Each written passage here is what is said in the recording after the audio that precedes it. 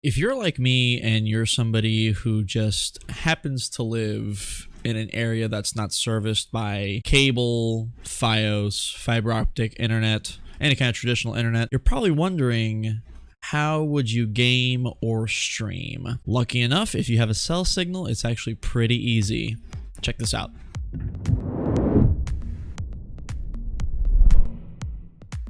What's going on, guys? My name's Mike, otherwise known as OG Patriot, and I'm bringing you guys this YouTube video because I've had some people ask me how I game and stream without having a traditional internet connection. So I've always prefaced streams and such, and even on my Twitter, by stating I don't actually have access to cable internet. House that I live in currently, no provider will service it. Verizon, Comcast, Atlantic Broadband, anything like that actually kind of sucks.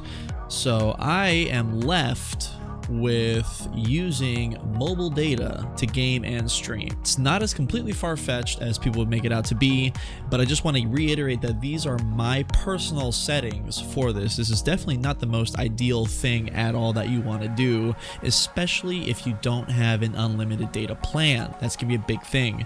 If you happen to find yourself with an unlimited data plan, whether it be on a cell phone to tether or a hotspot, which I'll get into in a minute, then you should be good to go. However, if you are stuck with a limited data plan, I have a trick for you to monitor your data usage so you actually don't go past that plan. So me, I use a Verizon prepaid unlimited plan. I was grandfathered into it.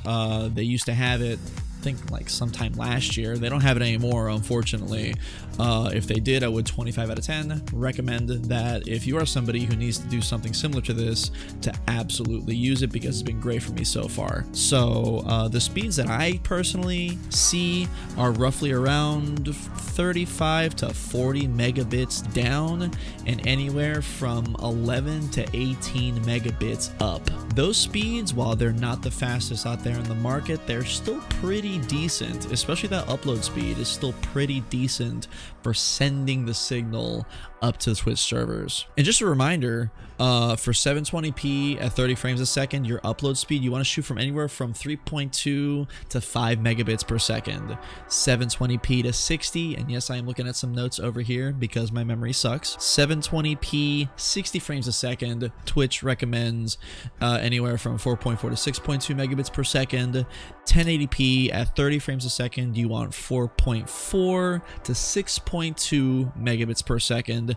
And then lastly, at 1080p 60 frames a second, you want to be able to have an upload speed of between 5.6 and 7.4 megabits per second. Obviously, what I stated between 11 and 18 is more than enough, but then you have to start playing with your bitrate just in case you're not getting anywhere close to that, and that's probably something that could be done in a completely separate video that I won't get into right now. So what do I use?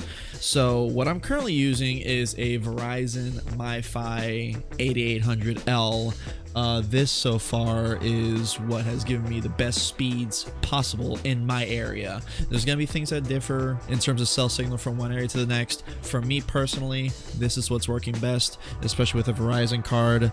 Another tool that I have used has been this Netgear Nighthawk M1 router. You want to make sure that when you buy this, if you were to buy this, you want to make sure that it is unlocked, because sometimes it's made locked to a certain carrier. It happens. So what exactly do I use right now? So my current setup is the Verizon MiFi 8800L. I have two small external antennas.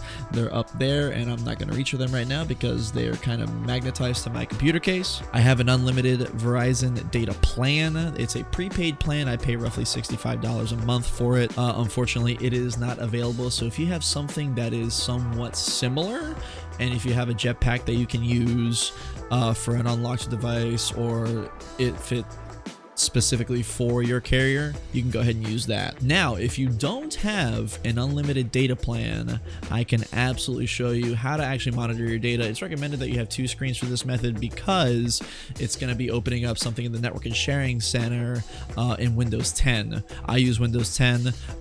If you're using a different operating system like Windows 8 or something like that, I'm not sure if it's still exactly the same. I know it might be a little bit different, but this is for me using Windows 10, and I can show you how to access it right now. Well, let's get that out of the way because that is not what we want to see.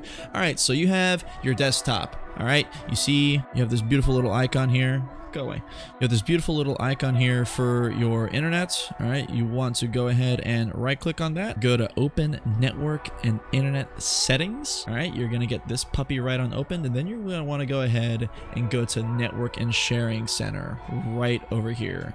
You click that, you're going to get some more connection properties, and then you actually want to click on this little hyperlink right here. Mine just happens to be Verizon MiFi 8800L, and then these statistics right here are what give you how much data you have actually used in a given session. This is how much you've downloaded, and this is how much you've sent. And typically, and I could be wrong, if I'm wrong, correct me in the comments, but this is what's worked for me, is that this number right here is how many megabytes you've downloaded, and this number right here is how many megabytes you have sent total. If you combine those numbers, that is how much data you have used in any given session. So these numbers are going to be really important right here if you don't have an unlimited data plan. If you don't have an unlimited data plan, I highly recommend you do this. I used to do this when I didn't have an unlimited data plan, and it saved me and my dad and my family a bunch of money and making sure that nobody went over their limit. Because let me tell you something, I would get my ass handed to me. Absolutely handed to me. Now, it is worth noting that there's going to be some MiFi devices that work better than others. The reason for that is because there are certain MiFi devices that use certain bands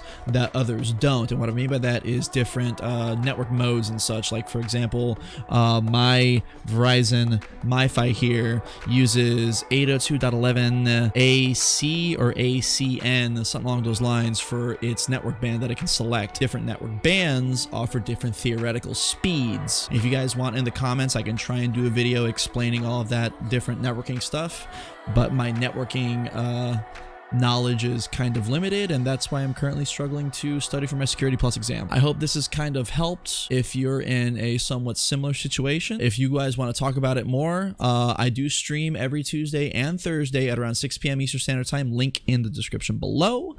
You're more than welcome to come hop in chat. I do video games, but I am more than willing to talk tech with you guys. So I hope this video has helped you out considerably if you're in this situation. My name is Mike, otherwise known as OG Patriot, and I will see you all in the next one.